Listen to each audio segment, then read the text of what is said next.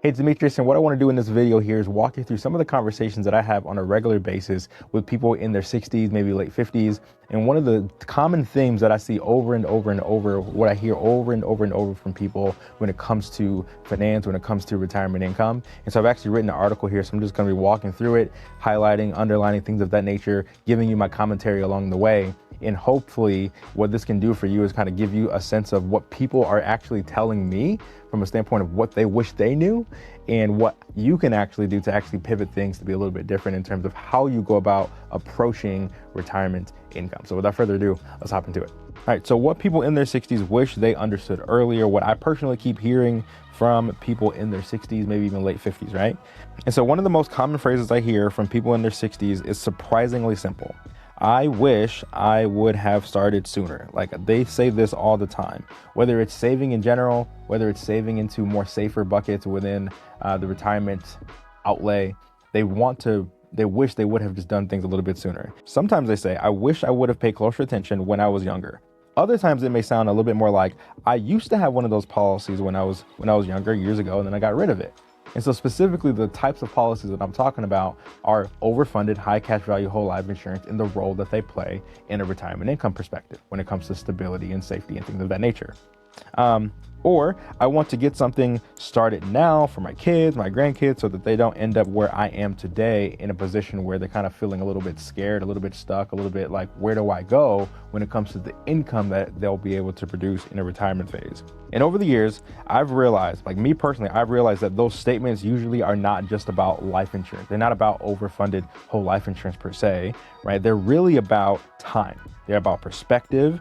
They're about the emotional reality of retirement. Because as much as people in my shoes that work in the financial world want to say that a retirement is nothing more than a numbers game, don't get me wrong, you got to get the numbers right. You have to have enough saved. You have to have some cash flow. As much as people want to say all that is the most important piece, but I would actually argue that the emotional reality of retirement that people actually experience, that's something that we should reflect on and glean wisdom from, especially from those who have done it right, yeah, but then even from those who have not done it that well as well. And what would you do different based on their experiences in terms of how much you pursue retirement income a little bit differently? And that's really what I'm getting at in this article. So one of the biggest shifts people experience as they get older is realizing that accumulating wealth and living off of wealth are two completely different things, right? In other words, climbing up the mountain is not the same as climbing back down the mountain, right? All of this accumulation that you do is not the same as turning that into income. It doesn't feel the same. The mathematics behind it doesn't work the same. There's a whole lot that goes into it. And so for 30 or 40 years, many people spend their lives doing exactly what they were told to do, okay? They work hard, they contribute to the 401k, they invest in the market, they build brokerage accounts and IRAs, and for a long time, it feels like the plan is working because the focus is primarily on growth and accumulation, right? But eventually something changes. As retirement gets closer, people begin asking a different question. Not simply, can I build wealth, but they're asking, can this actually sustain my life, right? In other words, they're not looking at it from a standpoint of, okay, build. Like, there's nothing wrong with that. And I think people should be aggressive savers as best as they can within reason. But they also have to think through the lens of, how will I take this gigantic nest egg and turn that into an income stream throughout the rest of my life? And is staying within one type of asset class the best move for you? That's something that we and everybody should also be thinking about. But anyways, there's a lot of anxiety that begins to surface, especially when they're starting to surface these sorts of questions of can what I've done for the last 30, 40 years sustain my lifestyle, especially when you incorporate things like inflation and healthcare costs and all this sort of stuff, okay? Because many people slowly realize that the majority of their financial life is still tied to something they ultimately have very little to no control over whatsoever, which is the stock market. Now, to be clear, that does not mean that the stock market is inherently bad by any stretch of the imagination. I am not anti-stock market, and neither are most of the people that I'm talking to on a regular basis, right? What they're realizing, though, is something that's way more nuanced than that, okay?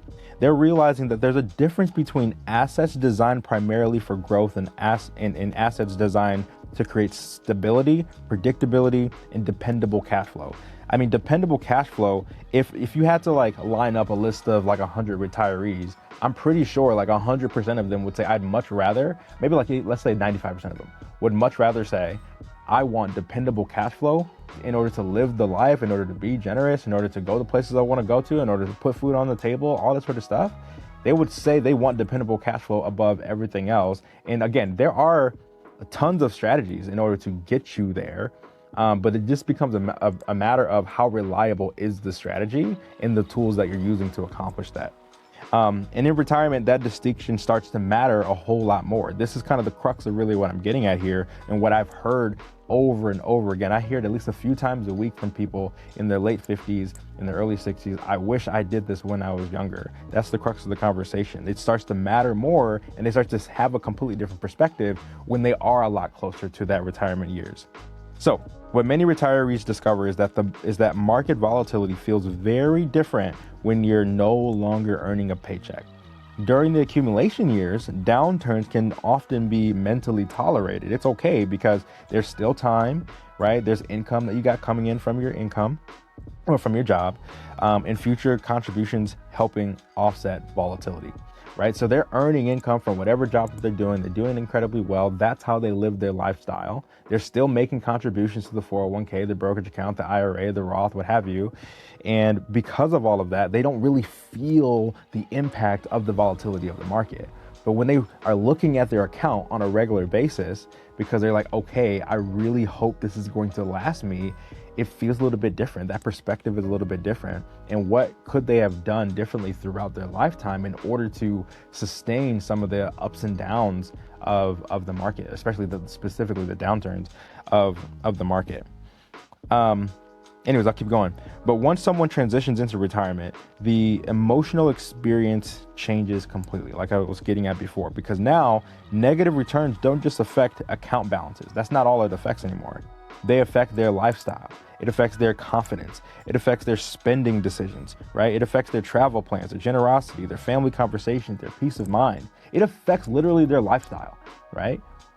Like literally it affects their life and probably even how long they can even live. I'm not trying to get too deep into that because I'm not like a medical researcher by any stretch of the imagination. But like if you're not growing, if you're not living in a good state of mind, you're probably gonna be at a higher likelihood of like dying sooner than you would have otherwise. Okay, and I think there is some research to back that up, and perhaps I'll record another video on that one. But that's why I often hear people asking questions like, can this work with just my 401k? Or at least they're even asking themselves that. It's like, I started to ask myself, like, can this work with just my 401k, just my IRA, just my Roth, even if I have a little bit of tax diversification, like, can it work if everything that I have saved for all these years is tied to the stock market in and of itself? And technically, I need to say this, like the answer could be yes. Like I want to say that like full stop, like the answer could possibly be yes. But what they're really asking is how confident, again, that's the point. How confident can I actually feel depending entirely on assets that fluctuate with markets, that fluctuate with interest rates, that fluctuate with economic uncertainty, political policy, and the big one is human emotion, right? The value of stocks is oftentimes dependent upon the human emotions and what other people are doing, and you're relying on other people to effectively create wealth for yourself, right? Again, it's not inherently bad, but I think a lot of people go into it blindly, is really what I'm getting at when I say that. Because retirement success involves much more than simply reaching a certain account balance, okay? It also depends on when the market return happens, whether negative returns occur early in retirement, that part can be huge, how much income someone needs to maintain in their lifestyle, future tax rate, this one huge, we have no idea what the future tax rates are actually going to be, tax diversification, what types of assets do you have, and is anything not correlated with the market at all? Is anything going to give you some tax benefits that also provide cash flow? I mean, there's so many things to consider here. Healthcare costs is huge. And then when I think about healthcare costs, I'm also thinking about if you bring in more income in one particular year during your retirement years, because of something called IRMAA, you actually could have your healthcare costs actually spike. We're talking about Medicare specifically, right? We're talking about asset allocation. whether someone has any stable or non-correlated assets inside of their broader strategy, right? There are so many variables involved, and most people don't necessarily realize that. And I think that's where the regret can kind of come in and start to sink in and start to kind of become this thought that never goes away. And many people spend decades believing the answer to every financial problem was simply put more money in the market, put more money in the market, put more money in the market. If they felt behind financially, the solution was often take more risk, invest more aggressively, and hope for higher returns, okay? In other words, many people were taught almost exclusively how to accumulate. Great. But very few people were taught how to stabilize, how to turn that even into an income stream with reducing some of the risks that you have on the table. There's often very little discussion around predictable cash flow, tax diversification, guarantees, retirement psychology, right? Liquidity, or how volatility affects human behavior later in life. And as people age, those things start mattering a whole lot more. And one of the biggest things that I've personally noticed in retirement conversations is that people are not necessarily looking for perfection. That's not necessarily what they're looking for, because they can't find it. They will never find it. They're looking for confidence in a particular strategy. They want to know, can I maintain my lifestyle? They want to know, can I help my children and grandchildren in some meaningful way? Can I handle the unexpected healthcare costs? Can I continue living generously as I've been able to do throughout my working years? Can I enjoy my life without constantly worrying about the freaking stock market? That emotional shift changes the way that people think about money. And over time, many people become less obsessed with maximizing returns and more focused on creating stability, right? Not because they've become financially ignorant, but because they've become financially experienced. They've been through some lives. They've seen the markets do well. They've seen the markets do terribly. And they start to realize, if it did well and it did poorly and it did well and it did poorly throughout my lifetime while working, is that going to continue, or is that going to stop when I retire? Even if I take more or less risk, it's probably going to continue. And that's kind of the conversation or the internal dialogue that I realized that people are having over these years. And honestly, I think that's one of the biggest things that younger people often misunderstood. When I say younger, I'm talking those maybe in their 20s, those in their 30s like myself, 40s, right?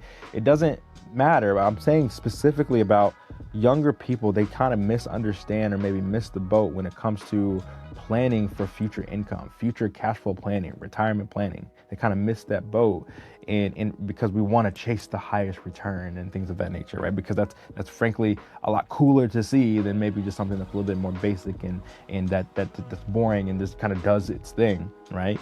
The goal isn't simply building the biggest pile of money possible. That's really what I want people to understand. Like, that's not the main goal. The goal is building a financial life that allows you to continue living intentionally even when uncertainty creeps up. Even when it inevitably shows up, can you still live a very intentional life without the worry of, is this gonna last me? Okay? Because eventually, retirement stops being a math problem and it starts becoming an emotional one. So as I read through that, I understand that a lot of it was mostly like kind of the psychology and the philosophy behind it all. Didn't necessarily show any numbers. Believe me, those types of videos are going to be coming. But I wanted to just kind of share with you what I've heard over and over and over again. Like, I'm telling you, I hear this literally every week from at least a couple of different people of like, I wish I would have done this sooner. I wish I did it when I was 32. I wish I did it when I was 22. Can I get my kids set up? Why did I only put money in the market? Things of that nature. And they start to have a heightened value set for creating stability, a higher value set for creating certainty. And I think it is not to say that people shouldn't put money in the market. I will probably never say that. But at the same time, is there something that can coincide with your volatile assets in order to create something that's more sustainable? So thanks for watching. I'll see you in the next one.